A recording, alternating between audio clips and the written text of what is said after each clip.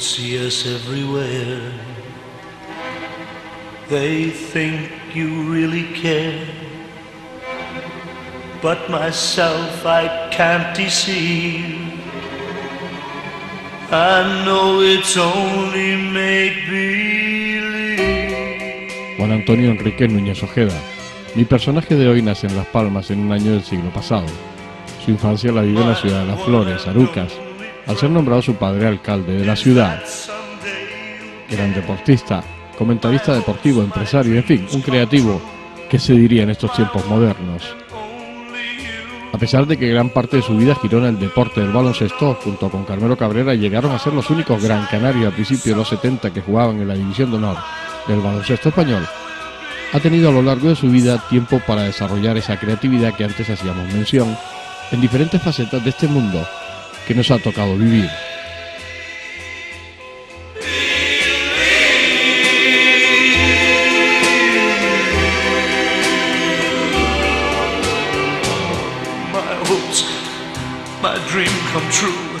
A partir de ahora y a lo largo de 60 minutos vamos a tener la oportunidad de introducirnos en su apasionante mundo, lleno de vivencias y anécdotas, con una intensidad que posiblemente hasta ahora en nuestro programa no habíamos visto.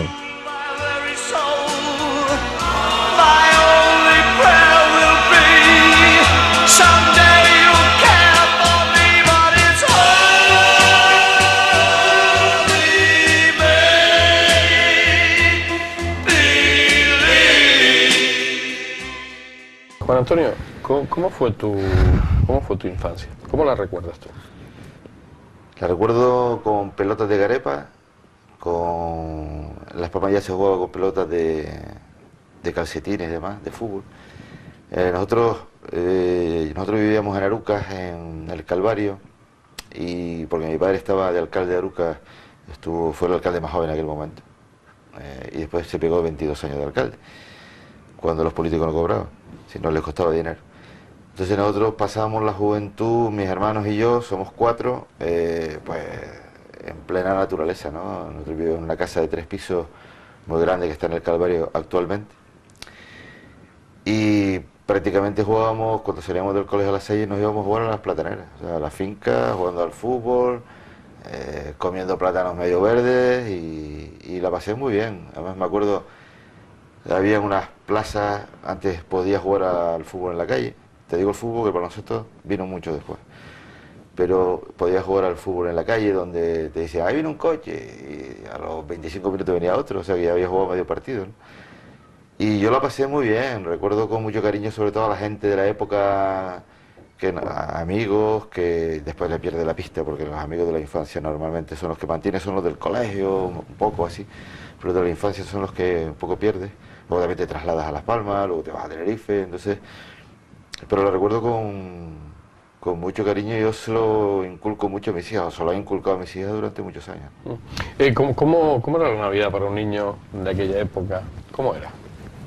Pues se vivía mucho con más intensidad que ahora. Ahora se vive de una manera tecnológica, digamos, ¿no? Ahora hay muchas más luces, muchas más parafernalia en los medios y toda la historia, pero antes se vivía con más...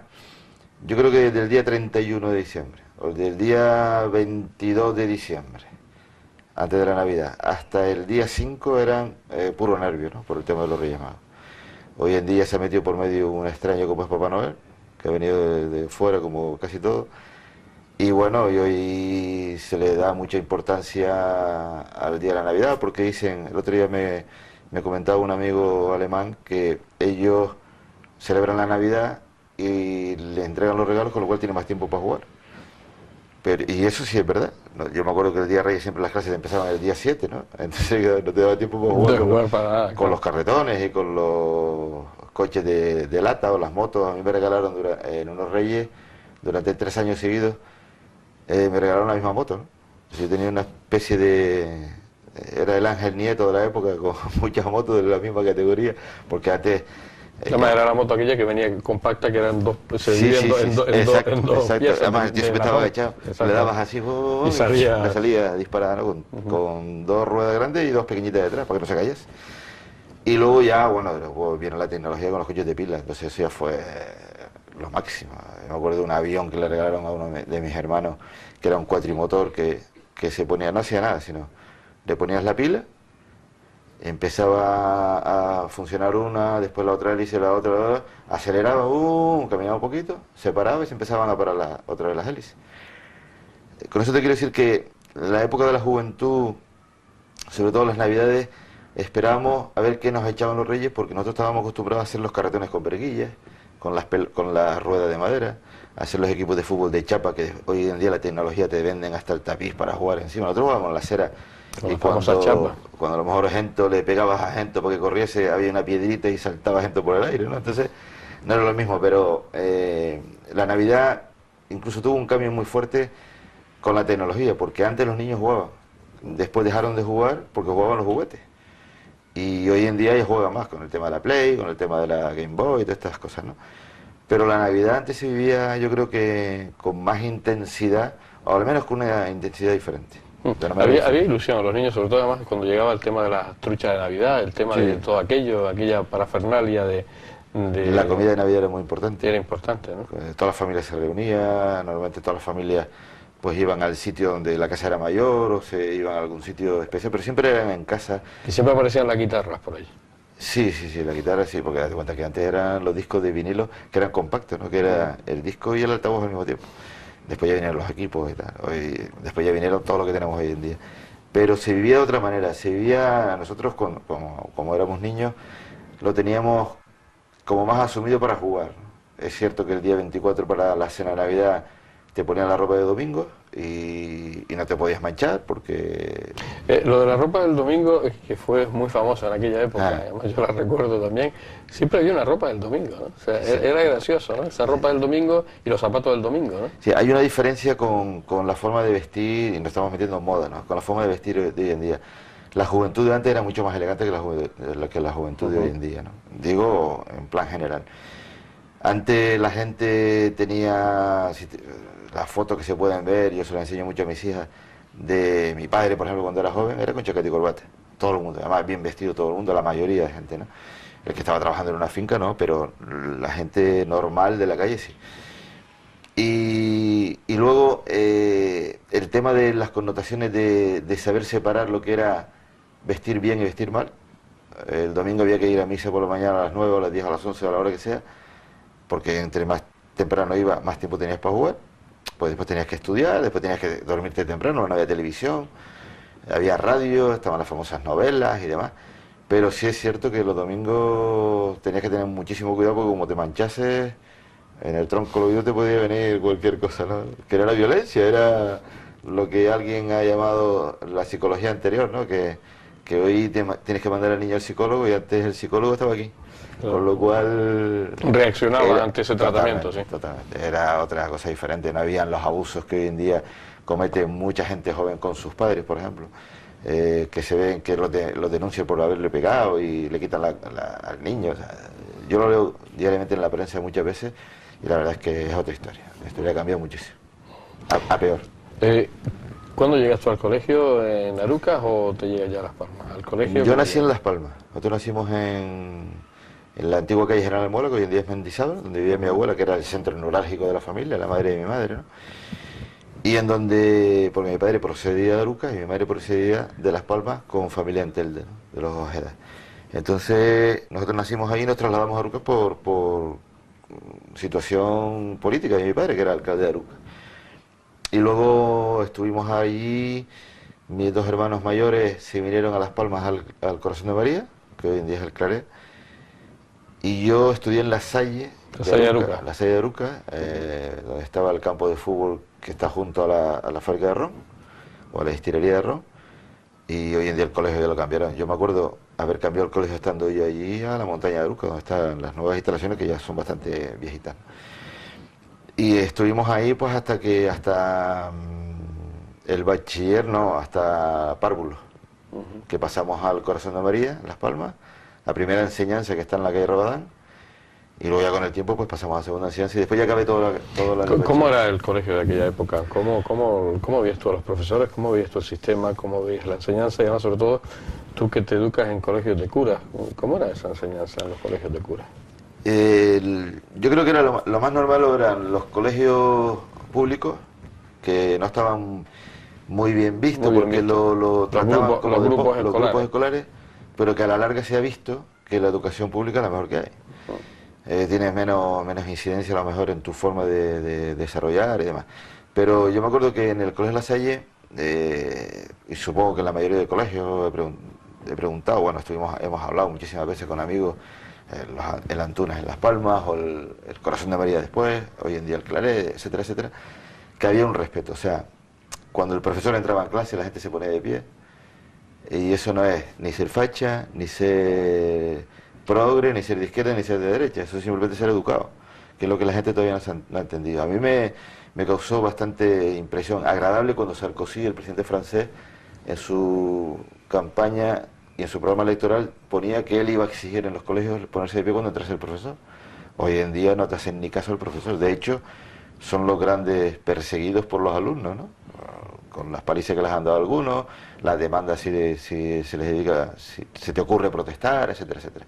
Entonces yo lo que veo es que antes había un respeto que no existe hoy en día, que había mucha más educación en ese aspecto, todo eso estaba llevado evidentemente por la forma de actuar de los profesores, que te ponían la mano cuando no te sabía la lección y te dolía, con una regla de madera de 3 milímetros te pega un golpe en la mano y te duele.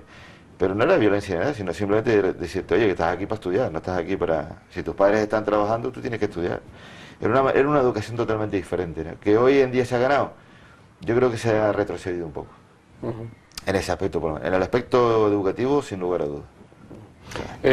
Tú sigues viviendo en Arucas durante muchos años, aunque venías a estudiar a Las Palmas, ¿no? No. ¿Siempre estudiaste en...? Sí, nosotros veníamos los fines de semana, veníamos a casa de la madre de mi madre, de mi abuela, que mi abuelo, para descanso, fue el primero que trajo la carne argentina aquí a Canarias, que después siguió con el negocio Antonio Núñez, que es mi tío. Trajo hasta un león en aquella época, mi abuelo, para descanso. Entonces, Silvestre Ojeda. Entonces, nosotros veníamos los fines de semana, los viernes, o los jueves, no me acuerdo muy bien, porque antes las clases eran por la mañana y por la tarde. Y los viernes veníamos a casa de mi abuela a quedarnos hasta el domingo.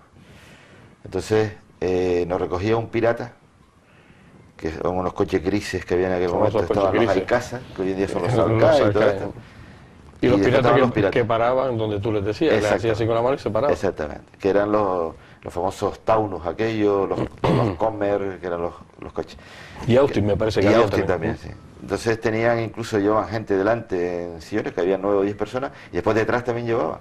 O sea, un microbús pequeñito, que yo me acuerdo de Batista, que es un señor que era uno de los jefes ahí, que estaba en Bravo Murillo de toda la vida. Estaban los piratas ahí. Entonces nos iba a buscar al Calvario y nos traía a Las Palmas a casa de mi abuelo. O sea, no nos dejaba... Hombre, había una serie de condicionantes, digamos, de algún favor ahí, ¿vale? Por ser el tema del alcalde, porque éramos 4.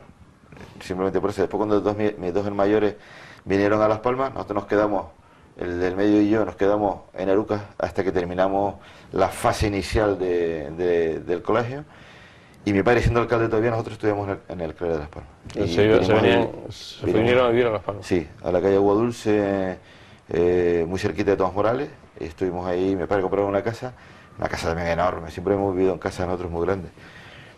Y estuvimos ya hasta que terminé el bachiller, ¿no?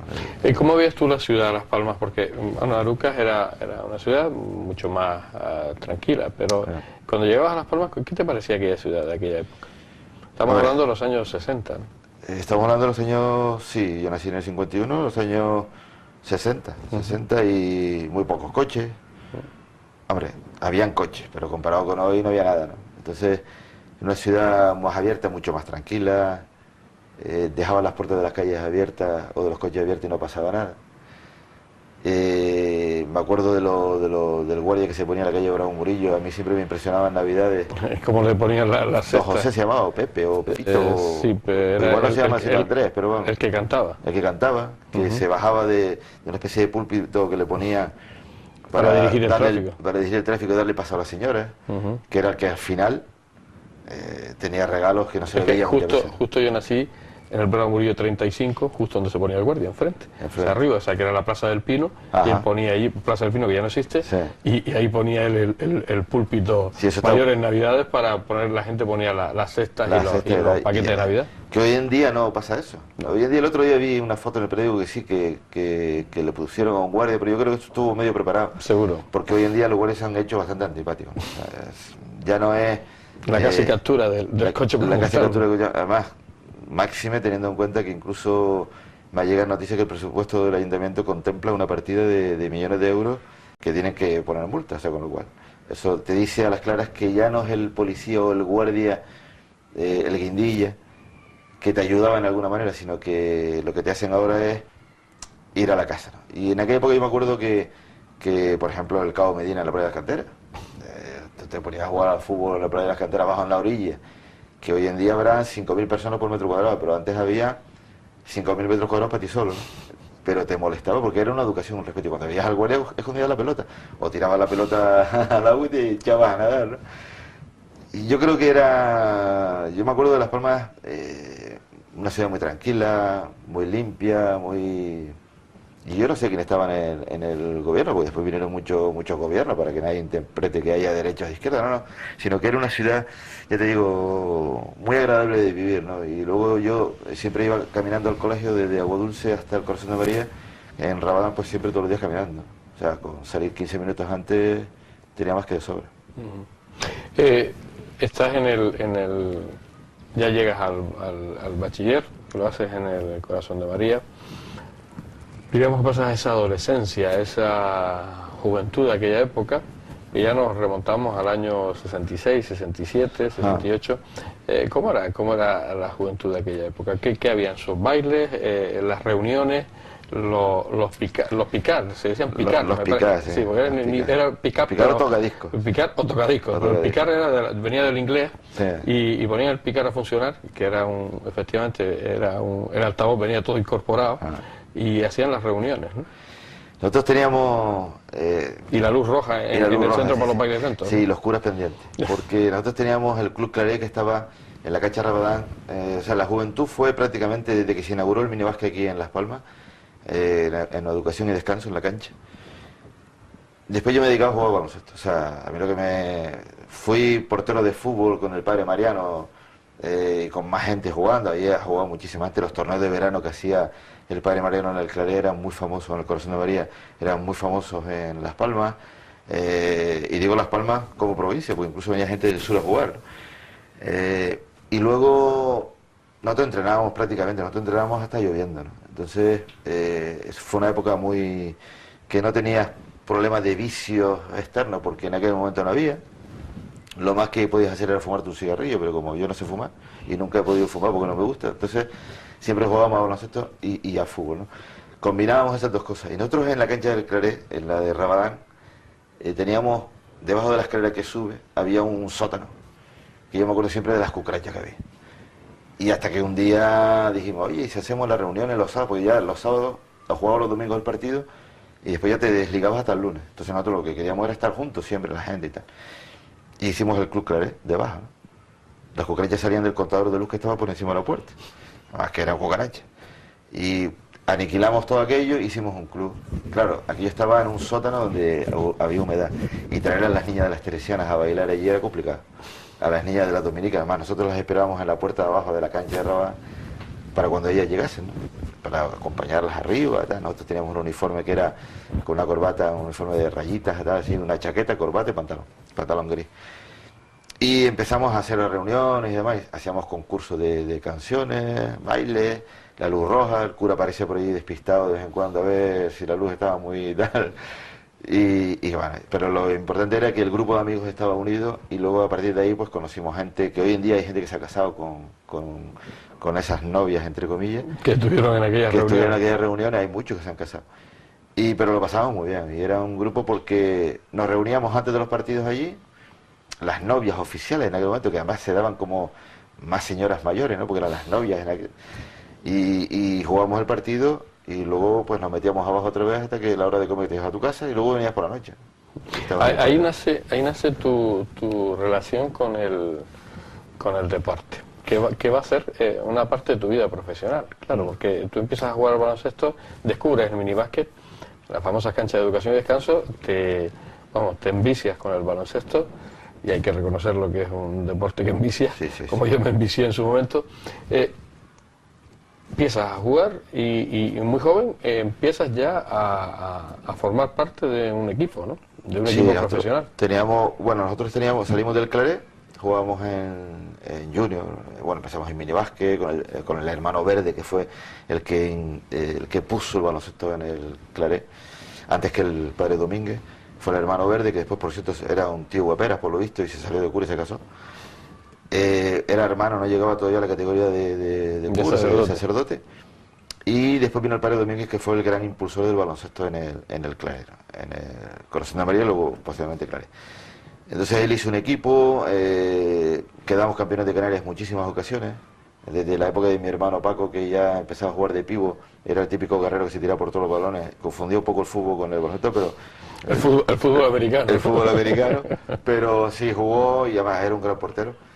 Y luego de ahí ya en segunda división pasamos yo reforzaba el Telégrafo, jugábamos contra el Telégrafo, había un equipo de tercera división que hizo el padre Domínguez por las presiones de alguna gente de allí de la zona, del Claret y demás, y yo reforzaba el equipo. A mí me impresionaba ir a jugar con el Telégrafo, que iba a jugar contra gente que tenía la edad de mi abuelo, ¿no?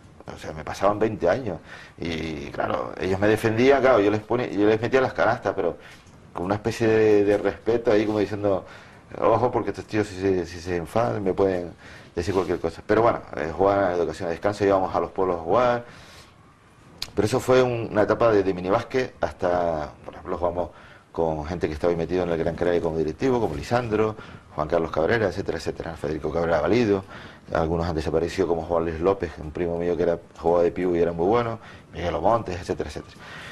Y luego ya, yo estando en Junior, mi padre se fue delegado del gobierno a Lanzarote. Entonces yo me quedé aquí como... había terminado el bachiller, el cuarto y el preu y reválida.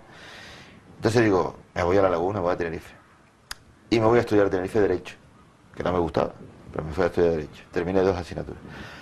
Y entonces el Náutico de Tenerife, que era el santo y seña de aquel momento, estaban detrás de mí porque a mí me fichó, estando en la Facultad de Derecho, me fichó el equipo de Ciencias. El equipo de Ciencias, donde estaba Juan Diego Fajardo de Tenerife, que estaban en el Canarias de La Laguna, que era el equipo puntero, era el equipo, digamos, del pueblo. Después estaba el Náutico, que era el equipo de los niños ricos, como decían allí, ¿no? Pero nada que ver con la realidad.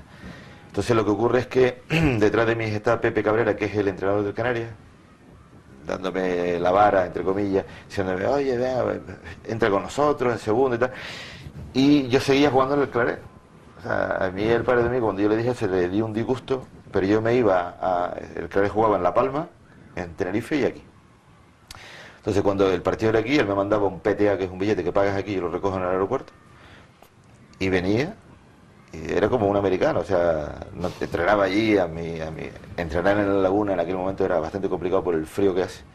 Una cancha muy abierta, muy fría. Y entonces entrenar allí, entonces yo iba a entrenar con el Canarias. Y por eso me empezaban a decir, oye, quédate con nosotros.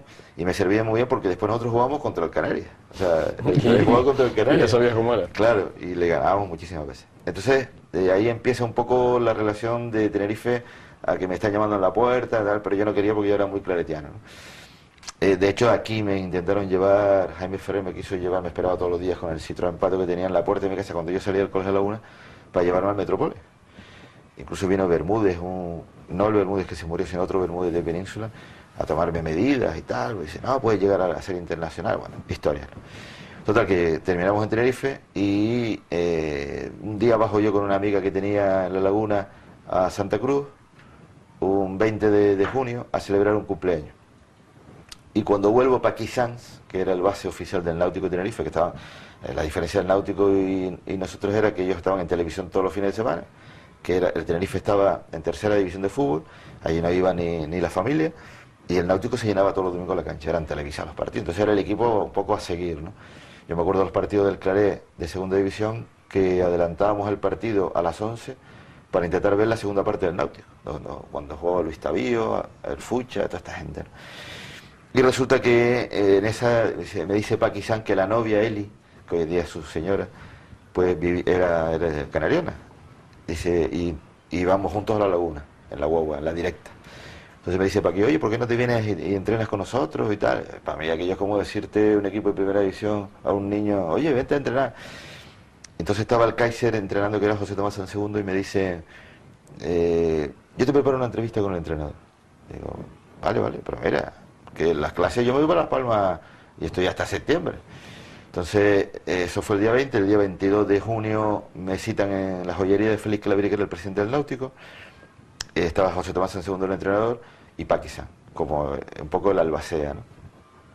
Entonces José Tomás me dice, bueno, ya él me conocía perfectamente, vente a entrenar y miramos, estamos un mes de prueba, a ver si sirve, porque no es lo mismo jugar en segundo que jugar en primera división, lo que hoy en día es ACB.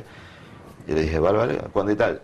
Me partieron porque tenía que estar el día 25, que era un lunes, y yo me pensaba ir a Las Palmas, y tenía el billete y todo para Las Palmas, para ir a Lanzarote, que no estaba de vacaciones hasta septiembre. Total que me vengo el 25, estoy una semana entrenando, luego me da 10 días, de alguna manera para decirme, vete a Las Palmas, coge las cosas y vente para acá, porque el día 1 de julio empezamos los entrenamientos oficiales del Náutico.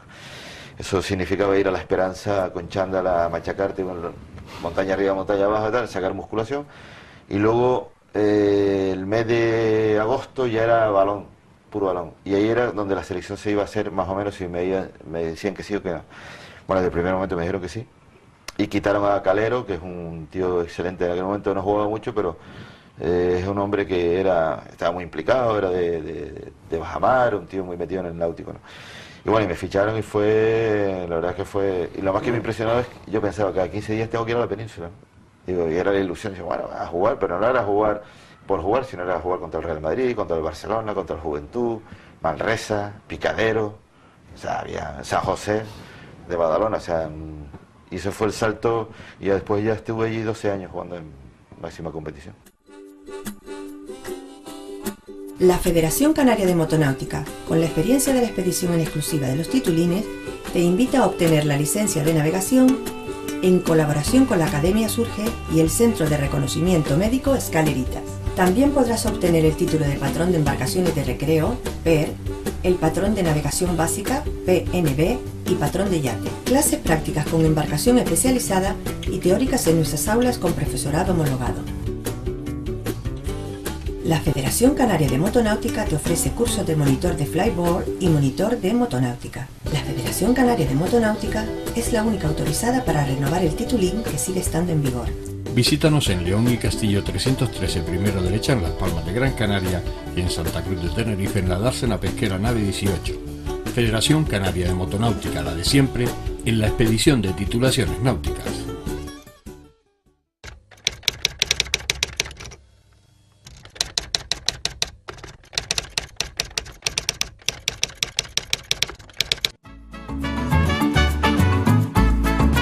El ahorrador de electricidad Estaminal es el único aparato en el mercado que reduce el consumo de electricidad tras haberse instalado en miles de hogares en Canarias. No deje que su factura de electricidad afecte su economía familiar. El ahorrador Estaminal le garantiza una reducción de un 10 hasta un 35% de su recibo de luz. Estaminal no necesita ninguna instalación especial, es autoinstalable y no consume electricidad. Diga basta al excesivo consumo de electricidad y llámenos al 928-481-249. Reduzca hasta un 35% de su factura de electricidad. Estaminal, su seguro de ahorro.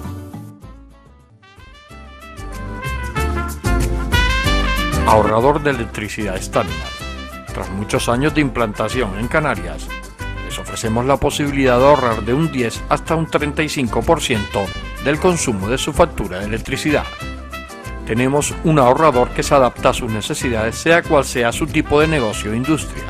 Muchos ahorradores puede encontrar en el mercado, pero solo Estaminal ha demostrado su eficacia. No deje que los gastos abusivos de electricidad afecten su economía de negocio. Pídanos presupuesto sin compromiso al 928-481-249. Ahorrador de energía Estaminal. la solución a sus problemas de exceso de consumo. Ahorre de un 10 hasta un 35% de su factura de electricidad.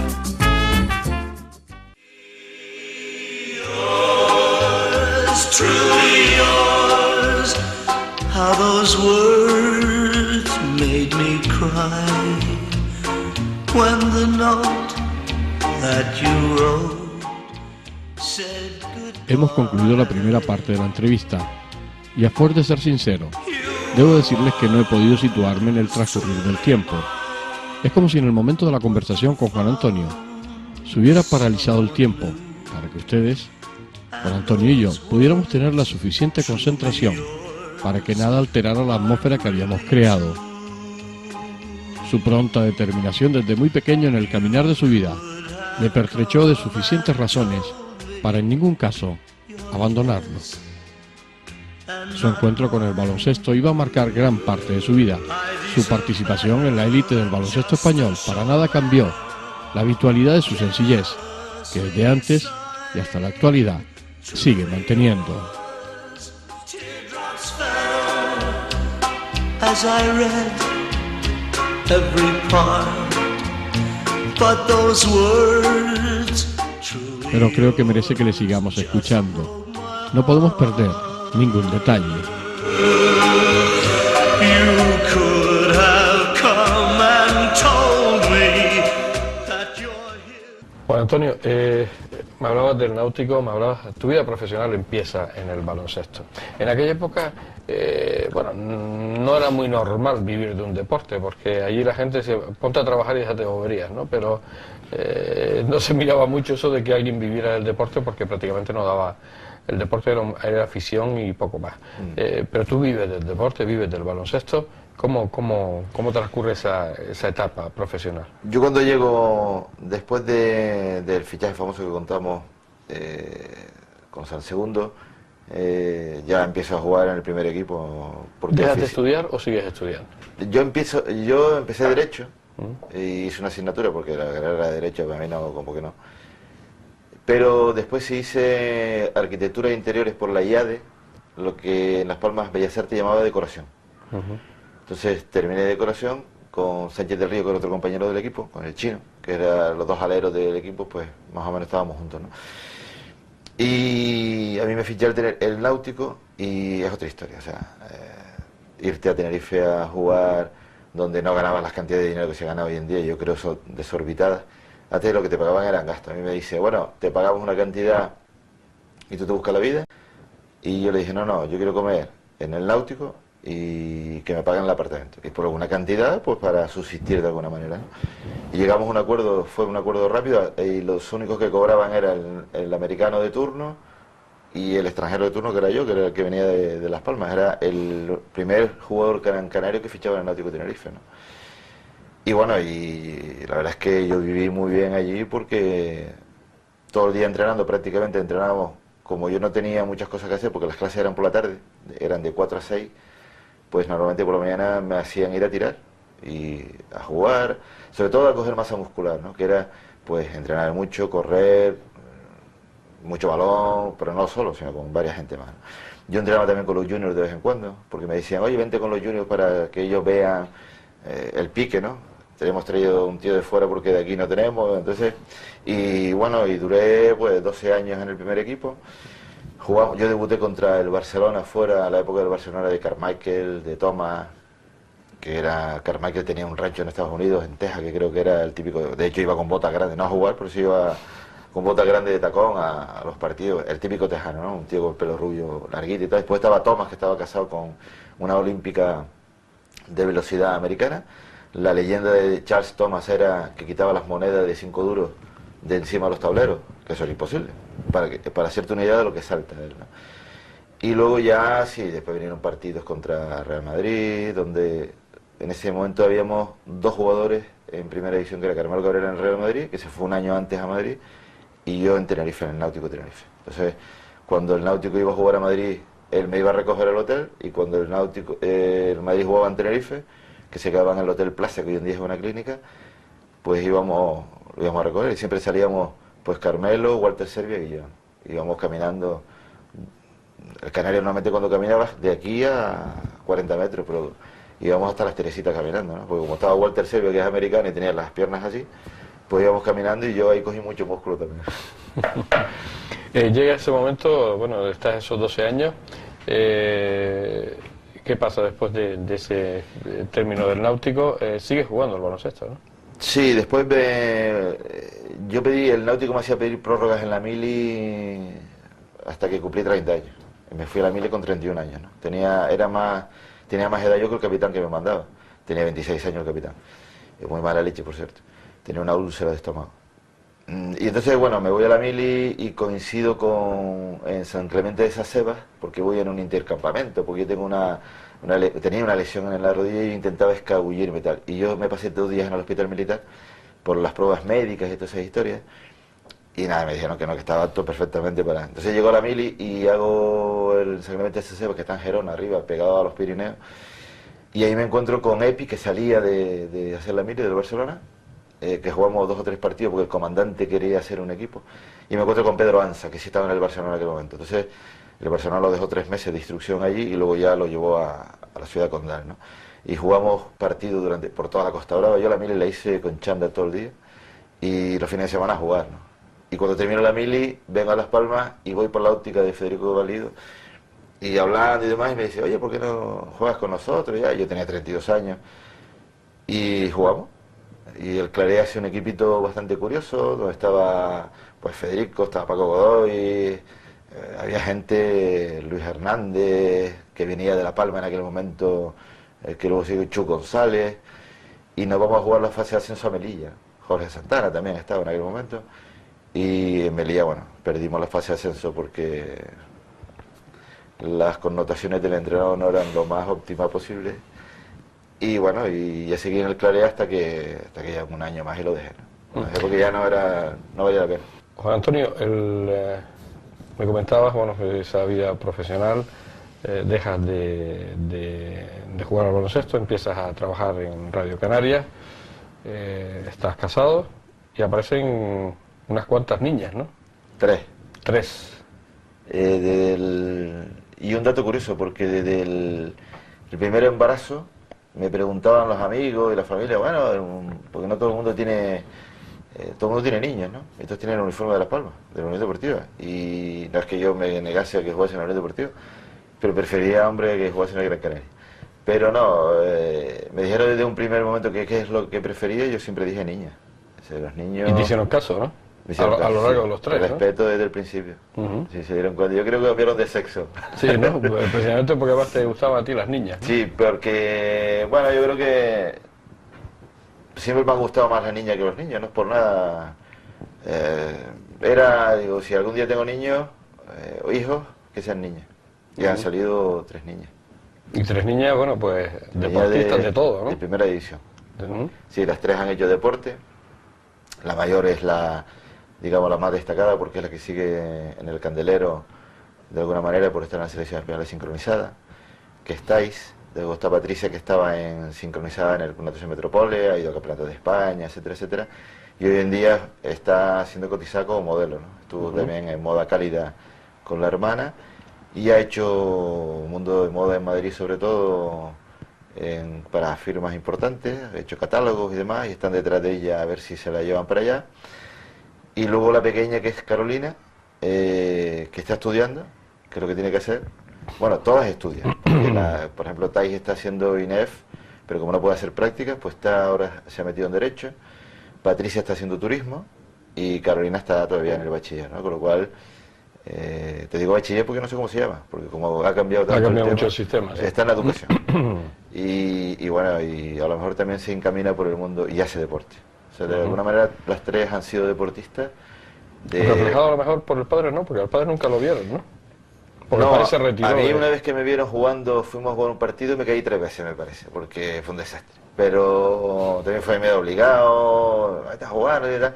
Pero bueno, pero de todas maneras No, jugar no me vieron nunca jugar, y de hecho José Manuel Pitti de televisión me prometió en su momento que iba a ver si conseguíamos unas imágenes del Náutico de época. Hay partidos grabados. Claro, hay muchos partidos, yo los recuerdo verlos. Con Pascal Calagüí como locutor, con Pardellas, que hoy en día es director de Radio Nacional, o fue director de Radio Nacional en Tenerife, y hay muchas imágenes grabadas. Yo lo que sí tengo son fotos y recortes y demás, pero todavía me falta muchísimo. Pero las tres han salido, pero no han elegido el deporte, que no ha habido una obligación de deportes, porque también la madre ha sido deportista, los tíos son deportistas, el abuelo ha sido también muy famoso deportista como Manolo Torres, mi suegro, en paz descanse, que era el gran baluarte de la Unión Deportiva muchos años. Pero yo a todas las inculqué al principio, si había la posibilidad de meterse en baloncesto, pero creo que no van por ahí. Pero no por nada en especial, sino porque quería otro deporte diferente, ¿no? Y la mayor eligió el deporte más duro que hay, la de en medio eligió también el deporte más duro que hay, aunque ahora está en el tema de moda, y la pequeña se metió en judo. La pequeña ha hecho de todo, ha hecho judo, ha hecho salto, le falta el tenis, y ahora está en baile moderno, ¿no? En el gimnasio del tío Fernando, con lo cual actividad hay, plena. Tu paso por Radio Canarias, te metes un poco en los medios, ¿no?, de comunicación. Me meto en los medios de comunicación de manera casual, porque mi hermano era director de Radio Canarias. Cuando mi hermano optó por poner la primera emisora que iba a poner Praxis a Canarias, que era Radio Canarias, él dijo que había que ponerla en el Cebadal y que había que ponerla FM, y ahí empecé como técnico de control y sonido, hasta que con segundo el medio de Pepe González se habían dado cuenta que había jugado baloncesto y podía ser un comentarista interesante para los partidos de baloncesto, y nos pegamos unos añitos, bastantes añitos siendo la única emisora que iba fuera y dentro de los partidos, ¿no? Yo creo que le hicimos bastante bien al baloncesto, que es lo que hoy en día está reflejado en la cancha, donde va mucha gente, muchos medios jóvenes y demás, y están haciendo una incidencia interesante para subir el baloncesto más de lo que está. Ahorrador de electricidad Staminar. Tras muchos años de implantación en Canarias, les ofrecemos la posibilidad de ahorrar de un 10 hasta un 35% del consumo de su factura de electricidad. Tenemos un ahorrador que se adapta a sus necesidades, sea cual sea su tipo de negocio o industria. Muchos ahorradores puede encontrar en el mercado, pero solo Staminar ha demostrado su eficacia. No deje que los gastos abusivos de electricidad afecten su economía de negocio. Pídanos presupuesto sin compromiso al 921-481-249. Ahorrador de energía Staminar, la solución a sus problemas de exceso de consumo. Ahorre de un 10 hasta un 35% de su factura de electricidad. La Federación Canaria de Motonáutica, con la experiencia de la expedición en exclusiva de los titulines, te invita a obtener la licencia de navegación en colaboración con la Academia Surge y el Centro de Reconocimiento Médico Escaleritas. También podrás obtener el título de patrón de embarcaciones de recreo, PER, el patrón de navegación básica, PNB, y patrón de yate. Clases prácticas con embarcación especializada y teóricas en nuestras aulas con profesorado homologado. La Federación Canaria de Motonáutica te ofrece cursos de monitor de flyboard y monitor de motonáutica. La Federación Canaria de Motonáutica es la única autorizada para renovar el titulín que sigue estando en vigor. Visítanos en León y Castillo 313, primero derecha, en Las Palmas de Gran Canaria, y en Santa Cruz de Tenerife, en la dársena pesquera nave 18. Federación Canaria de Motonáutica, la de siempre, en la expedición de titulaciones náuticas.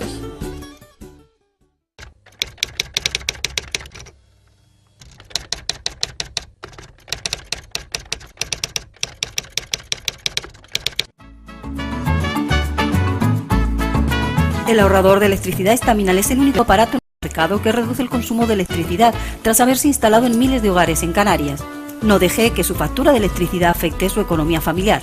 El ahorrador Staminar le garantiza una reducción de un 10 hasta un 35% de su recibo de luz. Staminar no necesita ninguna instalación especial, es autoinstalable y no consume electricidad. Diga basta al excesivo consumo de electricidad y llámenos al 928-481-249. Reduzca hasta un 35% de su factura de electricidad. Staminar, su seguro de ahorro.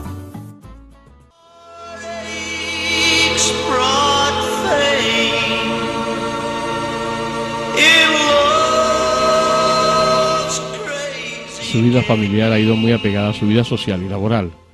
Sus tres hijas, que como él bien nos decía en la conversación y se iluminaba su rostro cuando hablaba de ellas han sido parte principal de su actividad, siguiendo tanto la carrera deportiva como escolar de cada una de las tres, preocupándose de que las gestas conseguidas por ellas tuvieran la suficiente repercusión en los medios de comunicación y la sociedad.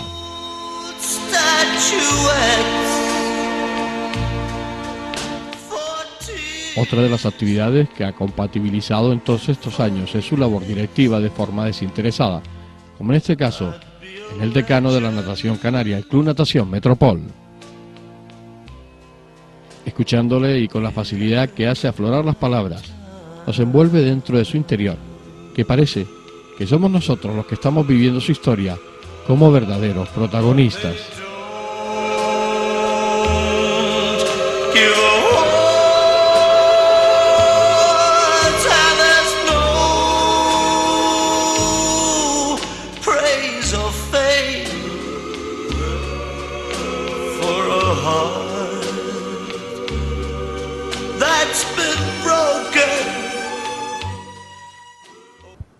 Incluyendo la corrupción política de estas últimas fechas, ¿qué te ha parecido todo ese movimiento, incluso en la prensa escrita, un poco, bueno, no voy a decir manipulada, pero sí presionada? Todo eso que salía, parecía que estaba como orquestado, ¿no? Yo he denotado dos cosas. Primero, que hay una prensa que va a favor y otra prensa que va en contra, eso está clarísimo. Y prensa que va a favor de unos intereses y otra que va en contra de los intereses de la otra prensa. Quiero decir que han habido algunas corrupciones inexistentes, tanto en Gran Canaria como en Canarias y como en Península, en donde han habido políticos que han utilizado su fuerza en ese momento para que sea la policía la que te detenga o te mande a la policía. Sin embargo, en la misma línea, a gente de ese partido no le ha pasado lo mismo porque el del poder lo ostenta a otra persona. Yo creo que ahí es donde se ha abusado un poco y se ha engañado un poco al ciudadano. Los políticos están equivocados. Y yo cuando hablo con un político yo no le voy a pedir favores, yo le voy a exigir al político. O sea, yo hablo con un político como hablo contigo, y a mí me parece que lo estás haciendo mal, lo que tienes que hacer es cambiarlo. No me vengas con batalla ni con historia, ni que te metas siempre con el otro partido, o te metas con el gobierno, no. Tú vete a resolver el problema, y lo demás es lo demás. O sea, a mí no me sirve que desde el PSOE se critique permanentemente al PP, a mí no me sirve que desde el PP se critique permanentemente al PSOE, porque están descuidando lo que es la actualidad nacional, que estamos metidos en una crisis bastante aguda, aunque para unos sí y para otros no. Pero el que lo siente es de la calle. Cuando vas y la lata de atún te costaba 70 céntimos, te cuesta 98. Eso es lo que te duele, eso es lo que le tiene que doler a esta gente. Lo que pasa es que a esta gente no le duele porque hay una carta que me mandaron el otro día de Arturo Pérez Reverte, que ha sido la mejor carta que he leído yo en muchos años, que es dedicada a todos los políticos. Y a todos los llama chorizo, a todos los llama sinvergüenza, y a todos los llama corruptelas, porque es lo que te dan a entender. Tú piensas que un político se mete ahí y resulta que a los 2 años sale con 2 chalés y 3 coches, y dice, un sueldo no te da eso. Y normalmente los políticos, los que son serios se les nota además, que son gente que suelen llevar una línea definida, no salen mucho a la palestra en el sentido de corrupciones, pero lo que hay que tener las cosas claras. O sea, si te votan, trabaja por el pueblo. Te lo digo por el Metropol. Nosotros no cobramos un duro como directivo del Metropol y estoy encantado de ser directivo porque ayudamos a la gente del Metropol a salir, intentar salir para arriba, ¿no? A pesar de todas las empresas que se intentan poner. ¿Te quedan muchas cosas por hacer? Muchísimo, si me da tiempo, porque... ¿Tienes muchos proyectos? Sí, proyectos siempre he tenido, pero no soy político. El problema es que no soy político. Y lo dices tú por la realización del proyecto, ¿no? Por la realización del proyecto. Por los fondos para poder realizarlo. Claro, es que y hacer político no significa tener un sueldo como político, sino tener condicionantes para decirle al político, oye, échame una mano en esto que es un proyecto muy interesante, que no es para mí, sino para todo el mundo, ¿no? Entonces, pero bueno, por un lado eso y por otro está la economía, que es muy complicado hoy en día invertir en algo que a la larga te puede salir rana, ¿no?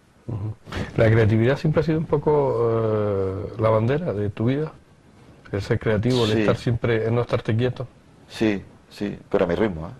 O sea, hay que intentar reciclarse continuamente, ir cambiando y sobre todo aportar ideas nuevas, ¿no? Y todo lo que sea ideas nuevas es muy interesante. Si encima tienes a gente profesional que te pueda ayudar, y si esa gente profesional te puede ayudar para que tú aprendas más, mucho mejor. Pero a mí me plantean un proyecto, sea de la índole que sea, y seguro que lo cojo y le doy un vuelquito, por lo menos un paso adelante, ¿no? No estoy hablando de economía, no estoy hablando de grandes proyectos complicados, pero proyectos que se pueden llevar a efectos, y sobre todo el tema de lo que es marketing, relaciones humanas, relaciones grandes empresas, yo creo que eso es muy fácil de llevar. Hoy en día se complica mucho, sobre todo recursos humanos, se complica mucho el problema, pero yo creo que son departamentos muy interesantes de llevar, el contacto con la gente, ¿no? ¿Cómo te gustaría que fuera recordado Juan Antonio Enrique? Pues la verdad que no sé si el día que desaparezca quiero que me incineren o no, porque la verdad es que me va a dar igual, porque como no voy a estar, a ver, que tampoco vayan a dejarlo para la ciencia y que me estén abiertos todos los días, ¿no? Pero es un tema que... ¿Y dejar huella, dejar ese recuerdo? En mi familia. En la sociedad yo creo que ya de alguna manera está ahí el tema del baloncesto, que está ese puntito, el pequeñito, en el equipo más importante que tenemos en este momento en Gran Canaria, y uno de los principales de este país. Y de resto, a nivel social, yo creo que también lo he intentado hacer bien, ¿no? También pasaré a la historia como algún antiguo miembro del Metropole, con el acto más importante que ha tenido el Metropole, que es la compra de los terrenos, con la directiva actual, con la directiva anterior, mejor dicho, bueno, dentro de la directiva de Manolo Herrera Macari, y bueno, y poco más. O sea, el resto no creas que soy de los que quieren que me pongan en la calle. La calle la tiene mi padre en Arucas.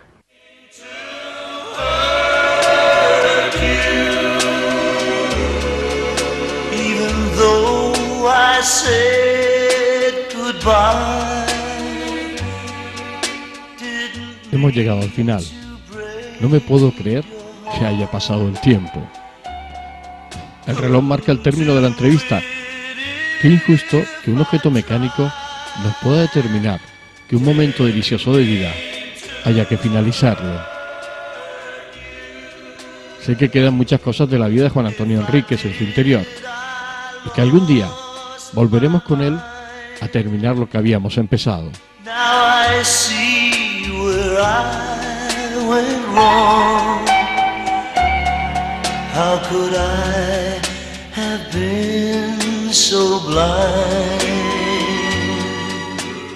En este momento de la despedida, nuestra conversación sigue fluida como si no quisiéramos terminar. Su personalidad, su saber estar en la vida y sobre todo su raciocinio compensatorio, debo decirles que solo me crea admiración.